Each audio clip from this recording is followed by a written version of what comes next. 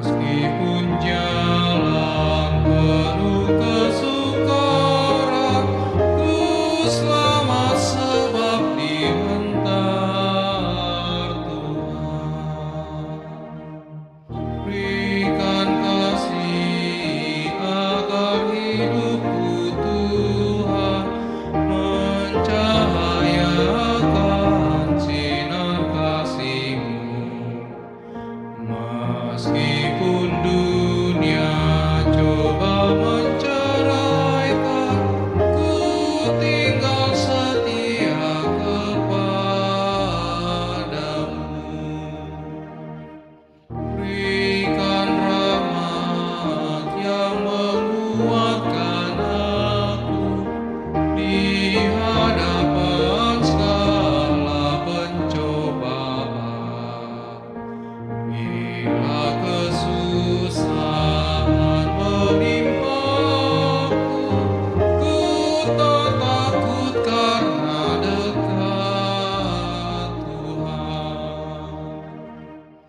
Berikan damai pada jiwaku Tuhan, berikan perhentian yang tak terduga. Dan meski jalanku ditimpa taufan, ku akan tiba selamat di surga. Shalom, Bapak Ibu, saudara-saudaraku yang kekasih dalam nama Tuhan Yesus Kristus. Bertemu kembali dengan saya dalam garis besar pelajaran Sekolah Sabat. Sebelum kita melanjutkan, kita mari bersatu di dalam doa. Bapa kami yang di surga, terima kasih Tuhan, di mana kesempatan yang indah ini Engkau masih berikan kembali kepada kami, sehingga kami boleh bertemu kembali melalui jaringan virtual ini untuk bersama-sama belajar dari pelajaran firman Tuhan. Bapa yang surga, kiranya kuasa Roh Kudus Tuhan yang membantu kami untuk memahami pelajaran ini nanti dengan baik dan menolong kami juga untuk menghidupkan pelajaran ini di dalam kehidupan kami. Engkau kiranya yang mengurapi kami dimanapun kami berada, termasuk juga para pemirsa yang menyaksikan video ini. Ampuni kami Tuhan dari segala dosa kesalahan kami, kehendak-Mu yang terjadi dalam hidup kami. Kami persembahkan doa permohonan kami ini hanya melalui anak-Mu Yesus Kristus yang menjadi Tuhan dan Juru Selamat kami. Amin. Bapak Ibu saudara-saudaraku yang kekasih dalam nama Tuhan Yesus Kristus, pada saat ini pelajaran kita sudah masuk ke dalam pelajaran yang kelima dengan judul Pendamaian Horizontal, Salib dan Gereja. Sebagai ayat inti untuk pelajaran kita sepanjang satu pekan ini, kita bisa lihat di dalam kitab Efesus pasal yang kedua ayat yang ke-13 dan ke-14. Dikatakan, tetapi sekarang di dalam Kristus Yesus kamu yang dahulu jauh sudah menjadi dekat oleh darah Kristus. Karena dialah damai sejahtera kita yang telah mempersatukan kedua pihak dan yang telah merubuhkan tembok pemisah, yaitu perseteruan. Bapak Ibu saudara-saudaraku yang kekasih, sebagai pendahuluan dari pelajaran kita ini adalah dalam kitab Efesus pasal 2 ayat yang pertama sampai yang ke-10, Paulus melukiskan gambaran yang sangat indah dan menguatkan tentang bagaimana Allah bekerja dalam keselamatan setiap orang. Diselamatkan berarti dipanggil oleh Mesias, dibangkitkan bersama Mesias, diangkat bersama Mesias, dan dimuliakan bersama Mesias. Bapak Ibu saudara-saudaraku yang kekasih dalam nama Tuhan Yesus Kristus, tetapi gambaran ini biasanya diterapkan pada orang-orang Yahudi yang sedang menantikan Mesias juru selamat mereka. Dalam penafsiran orang Yahudi, ketika Mesias akan datang, dia diharapkan untuk menyelamatkan dan meninggikan orang Yahudi dan menghancurkan dan mempermalukan orang bukan Yahudi. Namun demikian, Bapak Ibu sekalian, Paulus menggunakan bahasa agung yang digunakan untuk menggambarkan keselamatan orang Yahudi dan menerapkannya untuk orang Yahudi juga. Pada saat yang sama, Bapak Ibu saudara-saudaraku sekalian, kita perlu dengan hati-hati mengingat bahwa Paulus tidak menyatakan bahwa sekarang orang bukan Yahudi atau orang Yahudi diselamatkan karena mereka adalah orang Yahudi. Orang-orang Yahudi yang dekat dengan Allah yang terdapat dalam kitab Efesus pasal 2 ayat 13 dapat menjalani jenis kehidupan yang sama tanpa Allah di dunia. Ini kita bisa lihat di dalam Efesus pasal 2 ayat 12. Seperti orang bukan Yahudi. Efesus pasal 2 ayat 1 sampai 10 dan juga Roma pasal 2 ayat 17 sampai 26. Bapak Ibu saudara-saudara sekalian, orang-orang bukan Yahudi dan pada bagian mereka tidak boleh melupakan cara hidup yang mereka jalani sebelum bertemu dan menerima Kristus. Dengan demikian, kedua kelompok sama-sama diselamatkan oleh kasih karunia Allah yang dinyatakan dalam Kristus Yesus di kayu salib. Hanya ketika orang Yahudi dan bukan Yahudi ada di dalam Kristus, maka mereka diselamatkan, Bapak Ibu. Di sisi lain, Bapak Ibu sekalian, Paulus memang menekankan bahwa keselamatan datang dari orang Yahudi. Ini kita bisa lihat di dalam kitab Efesus pasal 2 ayat 12, lihat juga dalam kitab Roma pasal 9 ayat 4 dan 5, dan juga Yohanes 4 ayat 22. Lagi pula, Allah telah memilih orang-orang Ibrani untuk menjadi wakilnya di bumi, mempercayakan kepada mereka nubuat ilahi dan Mesias adalah seorang Yahudi. Ini kita bisa lihat di dalam kitab Roma pasal 9 ayat 4 dan 5. Kutipan ini tadi seluruhnya tercatat dalam The SDA Bible Commentary jilid 5 halaman 940. Bapak Ibu saudara-saudaraku sekalian, pelajaran pekan ini mencakup 3 tema utama. Bagian yang pertama atau A, Kristus Yesus menyelamatkan semua orang, baik orang Yahudi maupun orang bukan Yahudi, meskipun Allah pertama-tama memanggil orang Yahudi untuk misi mewartakan keselamatannya kepada dunia. Poin yang kedua atau B, keselamatan yang ditawarkan oleh Tuhan Yesus kepada semua orang bersifat universal. Karena dia mati di kayu salib, sehingga memberikan keselamatan bagi setiap orang yang percaya kepadanya. Yohanes pasal 3 ayat 16. Dan dengan demikian tembok pemisah antara orang Yahudi dan bukan Yahudi menjadi tidak relevan. Bagian yang C, Yesus Kristus tidak hanya menghancurkan tembok pemisah antara orang Yahudi dan bukan Yahudi. Dia juga membangun realitas baru, Bapak Ibu sekalian. Bait Allah yang baru, gereja di mana orang Yahudi dan bukan Yahudi bersama-sama membentuk jemaat. Bapak Ibu saudara-saudaraku yang kekasih dalam nama Tuhan Yesus Kristus, sebagai komentar untuk pelajaran kita sepanjang pekan ini, kita lihat topik yang pertama yaitu merubuhkan tembok itu. Beberapa orang Kristen secara keliru memahami bahwa dalam Efesus pasal 2 ayat yang ke-16, Paulus membayangkan perdamaian antara orang Yahudi dan bukan Yahudi dengan menghapuskan hukum Musa, Bapak Ibu sekalian. Akibatnya orang-orang Kristen ini melihat perjanjian lama dan hukum sebagai hal yang tidak relevan dengan kekristenan. Namun, pandangan ini bukan hanya kesalahpahaman mengenai teologi Paulus, Bapak Ibu sekalian, tetapi juga kesimpulan yang bertentangan dengan apa yang ditulis oleh Paulus. Dua pengamatan utama sangat penting untuk digarisbawahi di sini, Bapak Ibu. Pertama, konteks langsung dari Efesus pasal 2 ayat yang ke-16.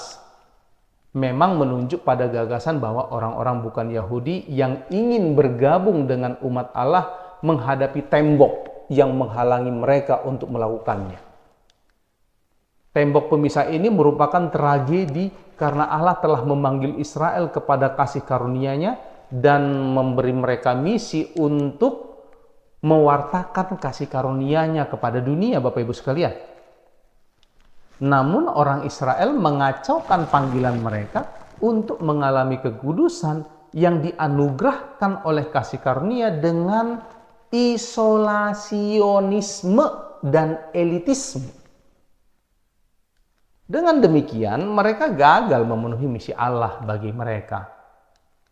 Beberapa orang cenderung melihat masalah permusuhan yang digambarkan di sini sebagai yang dihasilkan semata-mata oleh orang-orang Yahudi untuk menjauhkan orang-orang bukan Yahudi bergabung dengan Allah, Bapak Ibu. Implikasi utama dari pandangan ini adalah bahwa masalah akan diselesaikan dengan hanya menghapuskan hukum Yahudi dan pembentukan agama baru oleh Yesus. Tidak diragukan lagi, Bapak Ibu sekalian, ada banyak permusuhan yang ditunjukkan oleh orang-orang Yahudi terhadap orang-orang bukan Yahudi. Namun, Perjanjian Lama juga menyaksikan permusuhan bangsa ini di dunia kuno yang dinyatakan terhadap Israel dan Yehuda.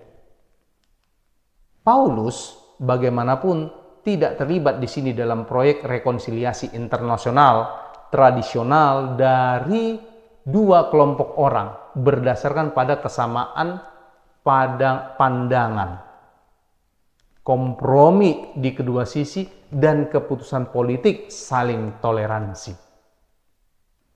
Ya, Paulus memang mengatakan bahwa baik orang Yahudi maupun bukan Yahudi sama-sama bersalah.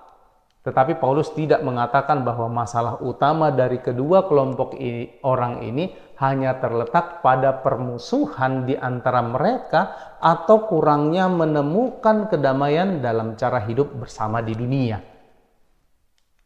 Dalam konteks Efesus pasal 2 ayat yang ke-14, Paulus memberitahukan orang-orang Kristen bukan Yahudi di Efesus bahwa mereka telah mati dalam dosa. Bukan karena orang Yahudi, tetapi karena menyerah pada sifat dosa mereka sendiri dan kepada iblis. Dan karena mereka sombong dan berpikir bahwa mereka tahu lebih baik bagaimana menyelamatkan diri mereka sendiri. Ini kita bisa lihat dalam kitab Efesus pasal 2 ayat 1-3. Ini kita bisa lihat juga dalam kitab Roma pasal 1 ayat 2-32. Bapak Ibu saudara-saudaraku sekalian, masalah orang Yahudi di sini di sisi lain bukan karena tekanan dan serangan yang datang dari orang-orang bukan Yahudi. Allah telah menjanjikan mereka perlindungannya jika mereka sepenuhnya percaya kepadanya. Masalah tidak terletak pada kenyataan bahwa janji-janji, perjanjian-perjanjian, dan hukum-hukum dan ketetapan-ketetapan Allah diberikan kepada orang Yahudi dan bukan kepada orang bukan Yahudi. Dan orang-orang Yahudi tidak menjadi musuh bagi orang-orang bukan Yahudi karena Allah memerintahkan mereka untuk melakukan demikian. Masalah permusuhan antara Yahudi dan bukan Yahudi adalah karena sesuatu yang lain. Paulus menegaskan Bapak Ibu sekalian bahwa masalah utama dari permusuhan di antara mereka adalah bahwa kedua kelompok sama-sama berdosa dan memberontak melawan Allah. Roma pasal 3 ayat 9-19.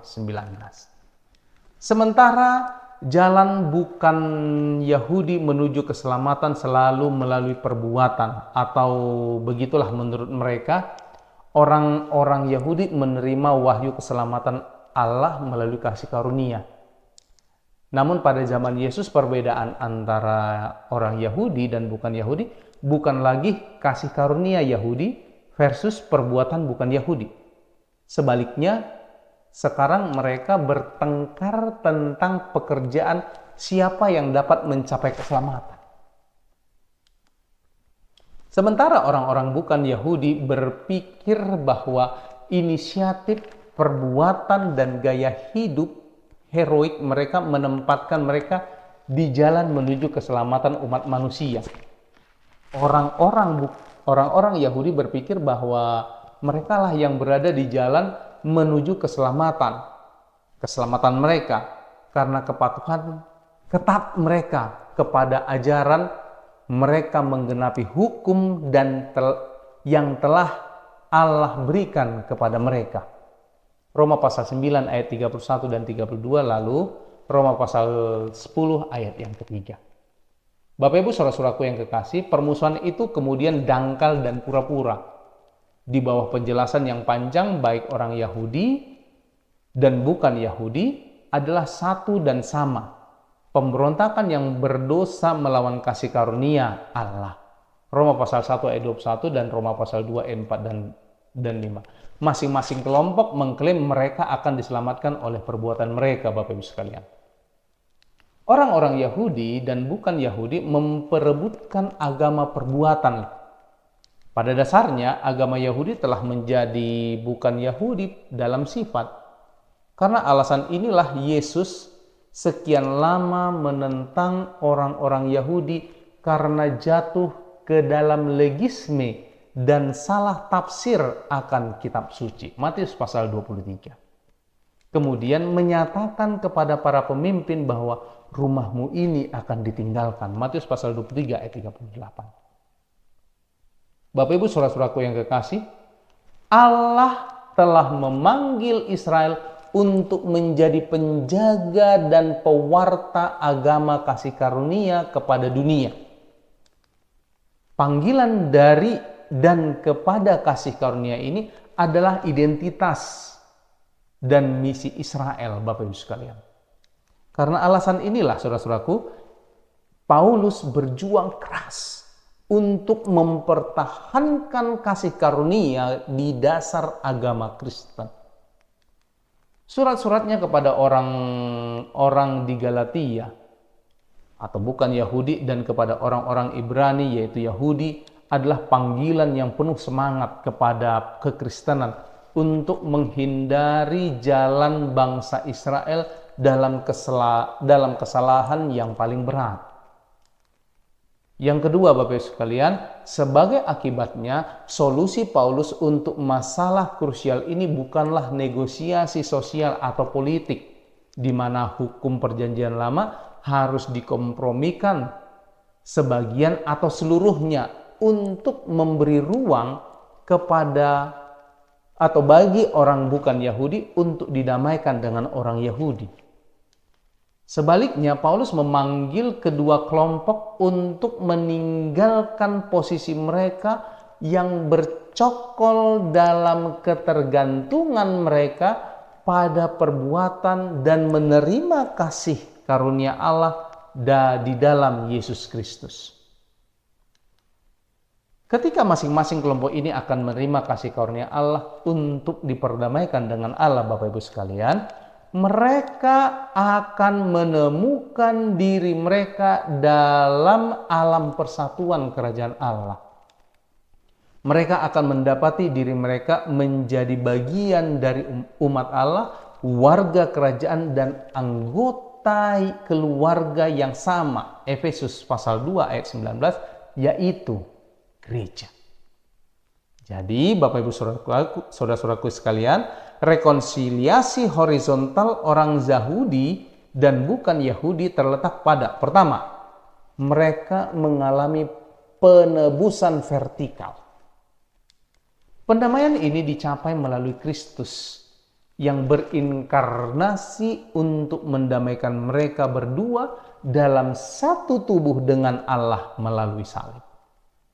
Efesus pasal 2 ayat 16 versi NASB. Jadi, jemaat, ruang di mana perdamaian dibuat antara Yahudi dan bukan Yahudi, tidak dibangun di atas penghapusan hukum Allah, Bapak Ibu sekalian.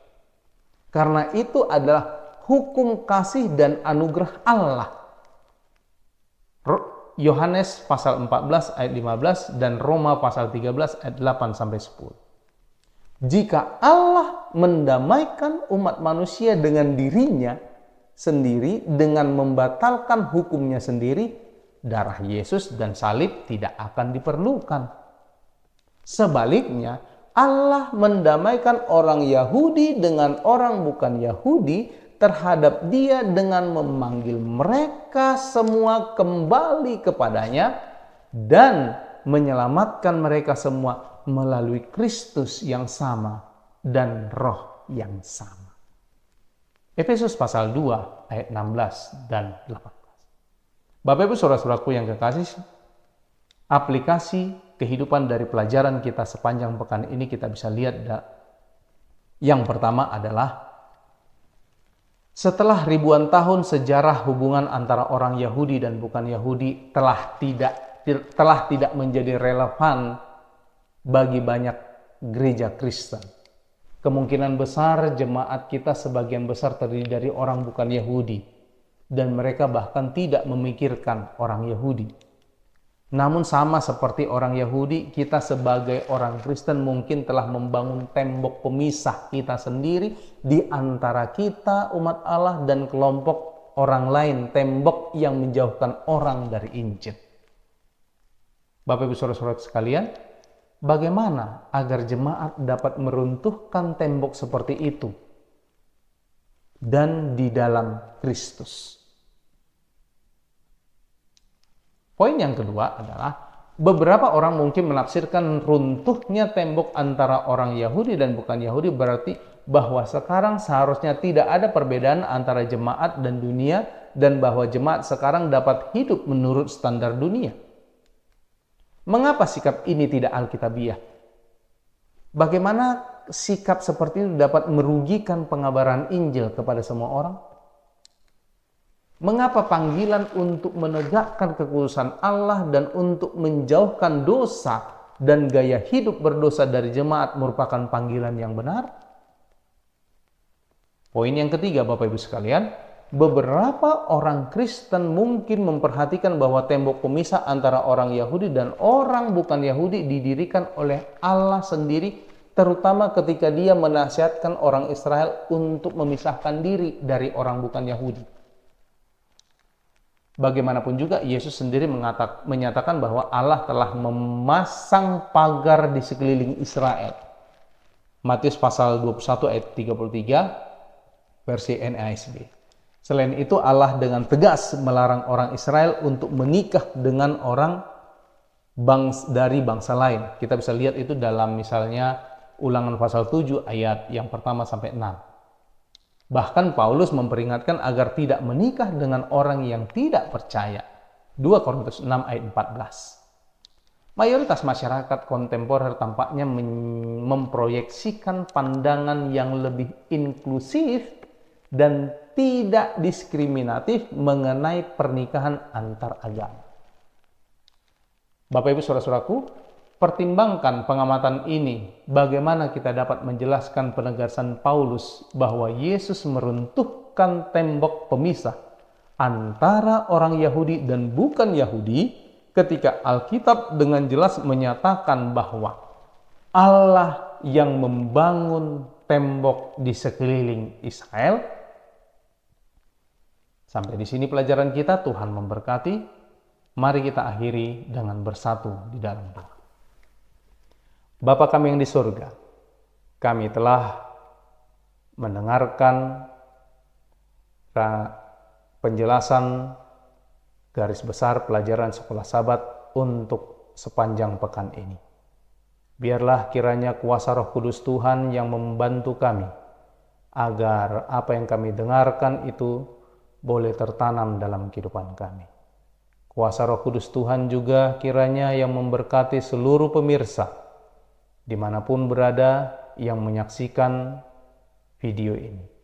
Biarlah kasih Tuhan yang tetap menjadi bagian mereka. Bapa yang di surga, hamba-Mu menyerahkan kehidupan kami seluruhnya ke dalam tangan Tuhan. Bekerjalah Engkau di dalam pertumbuhan iman kami. Bekerjalah Engkau ya Tuhan di dalam pergumulan-pergumulan iman kerohanian kami. Biarlah kuasa Roh Kudus Tuhan yang selalu menguatkan iman kerohanian kami, sehingga kami terus bergantung kepada Tuhan, terus menyerahkan hidup kami ke dalam tangan-Mu, dan terlebih kami boleh terus dipersiapkan untuk menyambut kedatangan-Mu yang tidak akan lama lagi. Pertemukan kami ya Tuhan di lain waktu untuk kembali membahas pelajaran firman Tuhan yang selanjutnya. Biarlah kasih Tuhan yang selalu memberikan kepada kami sukacita, pengharapan, dan damai sejahtera. Ampunilah kami Tuhan dari segala dosa kesalahan kami. Kami persembahkan dua permohonan kami ini hanya melalui anak-Mu Yesus Kristus yang menjadi Tuhan dan Juru Selamat kami. Amin.